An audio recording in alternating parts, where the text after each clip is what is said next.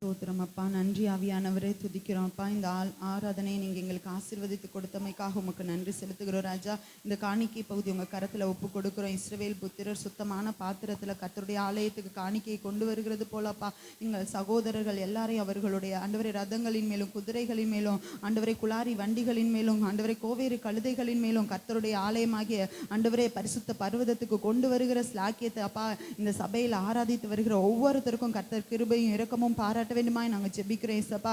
ஆண்டவரே ஒவ்வொருத்தரோட வேலைகளையும் கர்த்தர் ஆசீர்வதிங்க ராஜா. ஆண்டவரே கைட்டு செய்யக்கூடிய ஒவ்வொரு வேலைகளிலும் கர்த்தர் பரிபூர்ண ஆசீர்வாதத்தை கட்டளையிடும்படிக்கு நாங்கள் ஒப்பு கொடுக்குறோம். வீணான செலவுகளுக்கு விலைக்கு பாதுகாத்து கொள்ளுங்கப்பா. சடுதியாய் வருகிற செலவுகளுக்கும் விலைக்கு பாதுகாத்து கொள்ளுங்க ராஜா. ஆபிரகாம் ஆசீர்வதித்த தேவன் ஆண்டவரே அப்பா.